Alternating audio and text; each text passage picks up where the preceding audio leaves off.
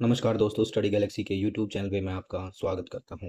दोस्तों, आज हम करेंगे phrasal verbs A to Z series का वीडियो नंबर 6। इससे पहले मैंने 5 वीडियोस में फ्रेजल वर्ब्स कराए हैं। अगर आपने उन वीडियोस को नहीं देखा है तो चैनल की प्लेलिस्ट में जाकर उन वीडियोस को ज़रूर देख लीजिएगा। तो चलिए बिना किसी देरी के शुरू करते हैं आज का वीडियो। आज का हमारा पहला फ्रेजल वर्ब है लिव बाय, जिसका मतलब होता है टू फॉलो और अर्न बाय, यानी किसी चीज़ के अनुसार जीवन यापन करना। जैसे मान लो ये सेंटेंस है, हमें ईमानदारी से जीवन यापन करना चाहिए। तो हम इसको इंग्लिश में कैसे लिखेंगे? We should live by honest means. तो यहाँ पर जो लिव बाय है वो क्या बता रहा है कि हमें ईमानदारी से, जो ऑनेस्ट मीन्स है, ईमानदारी से ईमानदारी से अपना जीवन यापन करना चाहिए। ठीक है। तो जब हम किसी चीज़ को फॉलो करते हुए जीवन यापन करते हैं, कुछ रूल्स को या फिर कुछ प्रोटोकॉल्स को, तो हम यूज़ करते हैं लिव बाय। अगला है लिव ऑफ। अब देखिए, इसका मीनिंग निकल के आ रहा है टू डिपेंड ऑन इनकम, आय पर निर्भर रहना, कि हमारी जो इनकम आ रही है वो कहाँ से आ रही है। तो लिव ऑफ बता रहा है कि हमारी जो इनकम है वो किस चीज़ पर डिपेंड कर रही है। लिव बाय किसके लिए था? रूल्स के लिए था या मीन्स के लिए था, कि हम जो जीवन यापन कर रहे हैं वो किस तरीके से कर रहे हैं। तो यहाँ थोड़ा सा तरीके की बात हो रही है, और यहाँ पर किसकी बात हो रही है? जो इनकम है वो कैसे आ रही है, इनकम की बात हो रही है। तो लिव बाय मतलब किस तरीके से जीवन यापन करते हैं, लिव ऑफ मतलब जो इनकम है वो कहाँ से आ रही है, आय पर जो हमारी निर्भरता है वो कैसे है। जैसे वे अपने माता पिता की पेंशन पर निर्भर हैं, यानी कि वो कैसे अपना जीवन यापन कर रहे हैं, उनको अपने माता पिता की पेंशन मिलती है। ठीक है।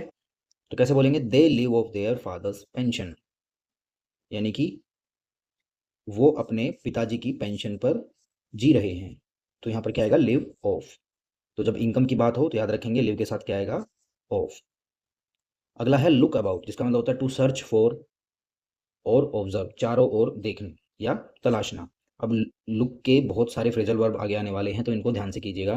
जैसे बच्चा अपने खोए हुए खिलौने को ढूंढने के लिए चारों ओर देखने लगा। ठीक है। तो the child looked about for his lost toy. तो यहाँ पर लुक अबाउट का क्या मतलब आ रहा है? टू सर्च फॉर, किसी चीज़ को ढूंढना, चारों ओर देखना या तलाशना। अगला है लुक आफ्टर। जब लुक के साथ आफ्टर लग जाए तो उसका मीनिंग होता है देखभाल करना, टू टेक केयर ऑफ। जैसे वह अपने दादा दादी की प्यार से देखभाल करती है, तो she looks after her grand parents with love. तो लुक आफ्टर का मतलब होता है किसी की देखभाल करनी। अगला है लुक एट, जिसका मतलब होता है टू सी केयरफुली, ध्यान से देखना। तो हम किसी चीज़ को ध्यान से देखते हैं। ठीक है। तो उसके लिए क्या यूज़ करते हैं? लुक के साथ एट का यूज़ करते हैं। जैसे दीवार पर लगी तस्वीर को ध्यान से देखो, कैसे बोलेंगे? Look at the picture on the wall. तो ध्यान से देखने के लिए यूज करेंगे लुक एट। अगला है लुक बैक ऑन। इसका मतलब होता है to think about the past, अतीत को याद करना। तो अगर हम अपने पास्ट को याद करते हैं या किसी बीती हुई बात को याद करते हैं तो हम यूज करते हैं लुक बैक ऑन। जैसे वह अक्सर अपने स्कूल के दिनों को याद करता है, ही often looks back on his school days, यानी कि वो पिछले पिछली बातों को याद करता है। तो क्या यूज करेंगे? Look back on. अगला है लुक फॉर, टू सर्च या खोजना। वह अपना खोया हुआ फ़ोन ढूंढ रही है, she is looking for her missing phone. तो अगर हम किसी चीज़ को सर्च करते हैं या खोजते हैं तो उसके लिए हम लुक के साथ फॉर का यूज़ करते हैं। अगला है लुक डाउन अपॉन, जिसका मतलब होता है टू डिस्पाइज, घृणा करना या किसी को तुच्छ समझना। जैसे हमें गरीब लोगों को कभी तुच्छ नहीं समझना चाहिए, तो कैसे बोलेंगे? We should never look down upon poor people. तो अगर हम किसी को घृणा की दृष्टि से देखते हैं या उनको तुच्छ समझते हैं तो हम यूज करेंगे लुक डाउन अपॉन। अगला है लुक इनटू। लुक इनटू का मतलब होता है जांच करना या इन्वेस्टिगेशन करना, टू इन्वेस्टिगेट द मैटर। तो जब हम किसी विषय की जांच करते हैं या किसी केस की जांच करते हैं तो लुक के साथ यूज करते हैं इनटू का। समिति जल्दी ही इस मामले की जांच करेगी, तो the committee will look into the issue soon. तो यहाँ पर जांच करने के लिए क्या आया है? Look into. अगला है लुक ऑन। इसका मतलब होता है to see as a spectator, दर्शक के रूप में देखना। यानी कि अगर हम खड़े होकर या बैठकर किसी चीज को सिर्फ देख रहे हैं, ठीक है, तो उसके लिए हम यूज करते हैं लुक ऑन। भीड़ ने परेड को गुजरते हुए देखा, तो the crowd looked on as the parade passed by. तो ये लुक ऑन है, इसमें जो दर्शक होता है वो सिर्फ देखता है। ठीक है। जैसे कि अगर कोई रोड पे खड़े होकर देखते हैं हम कई बार, ठीक है, किसी भी चीज़ को बस देख रहे हैं उसको, तो हम यूज़ करते हैं लुक ऑन। ठीक है, और जो बहुत सारी भीड़ उसको देख रही है, तो उसके लिए हम बना देते हैं ऑन लुकर्स। ठीक है, मान लो किसी रोड पर एक्सीडेंट हो गया, तो बहुत सारे लोग वहाँ भीड़ जमा हो जाती है और उसको देखते हैं, तो वो क्या बन गए, वो ऑन लुकर्स हो गए हैं। तो जब भी लुक के साथ ऑन का यूज़ होगा, तो याद रखो कि बस दर्शक की तरह खड़े होकर किसी चीज़ को देखना। अगला है लुक ओवर। इसका मतलब होता है टू एग्जामिन केयरफुली या गो ओवर, ध्यानपूर्वक जांचना। तो अगर हम किसी चीज़ की जांच कर रहे हैं, ठीक है, और वो भी ध्यानपूर्वक, केयरफुली, तो हम यूज़ करेंगे लुक ओवर। जैसे शिक्षक कल उत्तर पुस्तिकाओं की जांच करेंगे, यानी जो टीचर है वो आंसर शीट्स को चेक करेगा। The teacher will look over the answer sheets tomorrow. तो ध्यान से जांच करने के लिए यूज़ करेंगे लुक ओवर। अगला है लुक आउट। इसका मतलब होता है टू वॉच आउट या बी केयरफुल, सावधान रहना। अगर हम किसी को सावधान करते हैं, तो हम यूज़ करेंगे लुक आउट। जैसे सावधान रहो, एक कार तेजी से आ रही है, यानी उसको हम वार्निंग दे रहे हैं कि जल्दी से सावधान हो जाओ, तो हम कैसे बोलेंगे, look out, there is a car coming fast. तो लुक आउट का मतलब to watch out, be careful, सावधानी के साथ रहना। अगला है look out for, to search for, किसी चीज़ की तलाश करना। जैसे वह विदेश में एक अच्छे अवसर की तलाश कर रहा है, तो इस तरह की तलाश के लिए यूज़ करेंगे लुक आउट फॉर। तो he is looking out for a good opportunity abroad.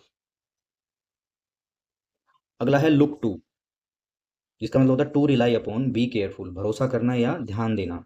जब हम किसी के ऊपर भरोसा करते हैं, ठीक है, या उसकी बात को ध्यान से सुनते हैं, तो उसके लिए हम यूज़ करेंगे लुक टू।